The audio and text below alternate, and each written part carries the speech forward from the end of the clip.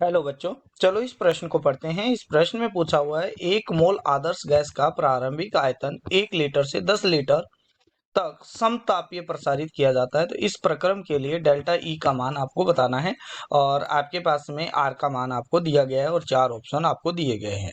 तो चलो हम इस प्रश्न की सबसे पहले मुख्य अवधारणा को सीखते हैं। मुख्य अवधारणा, तो मुख्य अवधारणा के अंदर हमारे पास में आता है कि भाई समतापीय प्रक्रम क्या होता है। तो सबसे पहले हम करते हैं समतापीय प्रक्रम। प्रक्रम में समतापीय प्रक्रम में ताप का मान होता है वो क्या होता है, स्थिर रहता है। ये क्या रहता है, स्थिर रहता है। इसका मतलब यहाँ पर हो गया कि पूरे प्रक्रम के दौरान जो टेम्परेचर में जो परिवर्तन आएगा वो क्या रहेगा, 0 रहेगा। तो हमारे पास में ये आ गया, ठीक है।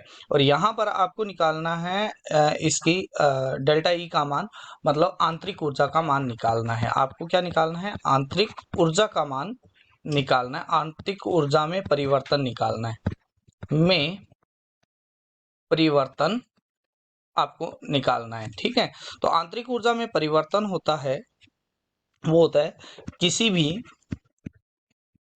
भी आदर्श गैस के लिए, आदर्श गैस के लिए, आदर्श गैस के लिए जो इंटरनल एनर्जी में चेंज होता है, आंतरिक ऊर्जा में परिवर्तन होता है, वो आपके पास में होता है कांस्टेंट वॉल्यूम पर दी गई हीट के बराबर, ठीक है। ये क्या होता है, स्थिर आयतन पर दी गई उष्मा के बराबर होता है, ठीक है। और हमें पता है स्थिर आयतन पर दी गई उष्मा होती है NCV डेल्टा T। यहाँ पर N है वो है मोलों की संख्या है, ठीक है।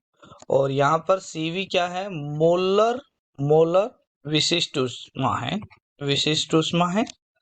और अगर आपके पास में बात किया जाए डेल्टा टी परिवर्तन है, तो यहाँ पर हमें पता है समतापीय प्रक्रम के लिए, समतापीय प्रक्रम के लिए डेल्टा टी का मान क्या होता है, 0 होता है।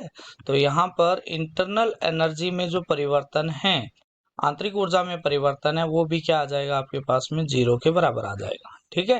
तो यहाँ पर समतापीय प्रक्रम के लिए आंतरिक ऊर्जा में परिवर्तन होता है, चाहे वो प्रसारित किया जाए 1 लीटर से 10 लीटर के बीच में, तो उसके लिए क्या होता है, 0 होता है। तो यहाँ पर बी उत्तर है वो क्या हो जाएगा, सही हो जाएगा। आशा कर मुख्य अवधारणा के आधार पर आपको इस प्रश्न का उत्तर समझ में आया होगा। धन्यवाद।